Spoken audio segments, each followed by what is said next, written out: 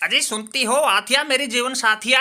अरे अब तो खुश होगी मेरे प्रदर्शन से। तुमने भी बड़ा नाक में दम कर रखा था। अरे भाई इंडियन टीम का कोई भी खिलाड़ी शतक अर्धशतक मारो जीना मेरा हराम होता था। एक ही बात कहती थी, इसने मार दिया, तुम कब मारोगे? अपने प्रदर्शन को कब सुधारोगे? टीम से बाहर हो जाओगे, गुमनामी की दुनिया में खो जाओगे। अरे भाई 7 फेरे लेके आइए, थोड़ा अपने पतिदेव पे भरोसा भी रखा करो। अरे उस महाकाल के घर देर है अंधेर नहीं। अरे जो भी उसके चरणों में गया उसने जो मांगा वो पाया।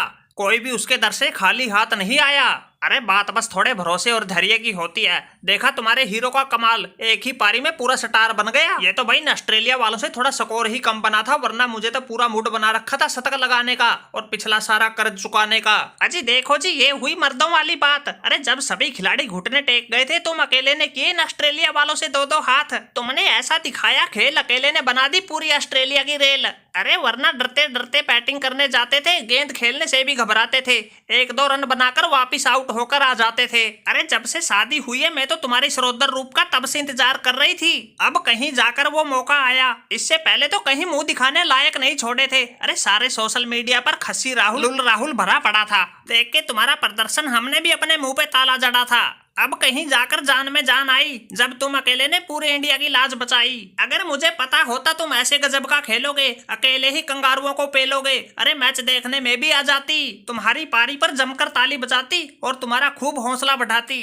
अरे देखो आथिया, तुमने तो वैसे भी हमारा खूब साथ दिया। अरे उसी का नतीजा था, हमने इन कंगारुओं को पेल दिया। अरे हमारा हौसला तो तभी बढ़ गया था जब हमें आखिरी के 2 टेस्ट मैचों से बाहर कर दिया था और टीम इंडिया उनमें से एक भी नहीं जीत पाई थी। फिर सभी को इस लक्की केएल राहुल की याद आई थी। अरे हमें तो तभी जाकर पता लगा था लोगों को हमसे कितनी आस उम्मीद है। हम लगातार सभी मैचों में फ्लॉप हो रहे, लेकिन लोग हमारे फिर भी मुरीद है। अरे तब हमने सोच लिया था अगले मैच में तो कुछ न कुछ बड़ा करके ही दम लेंगे, और वो करके भी दिखाया और जीत को ऑस्ट्रेलिया वालों के जबड़े से छीन कर लाया। अरे सही बताएं तो भाई हमारे टीम से बाहर होने पर जो हमारा माहौल बना था, हमारे वही काम आ गया और फिर टीम में आते ही तुम्हारा भाई केएल राहुल छा गया। अरे वाह भाई वाह केएल राहुल। अरे आजकल तो तुम्हारी ही तूती बोलती है, हर जगह तुम्हारा ही नाम का शोर है। अरे तुमने एक ही पारी में पिछले सारे शिकवे गिले भुला दिए और अकेले ने ही सारे कंगारू रुला दिए। अरे तुम्हारी पारी से तो भाई भाभी जी भी बड़ी खुश नजर आ रही है और मन ही मन मुस्कुरा रही है। अरे शादी के बाद मैंने भाभी जी को आज इतना खुश देखा है, इससे पहले लगता है तुमने कोई भाभी जी को खुशी का मौका ही नहीं दिया। वैसे भाई मौका कहाँ मिलता, शादी के बाद तुम्हारा इसी मैच में बल्ला चला है। अरे वैसे तुम्हारा बल्ला तो पहले भी चल जाता अगर तुम हमें शादी में बुला लेते।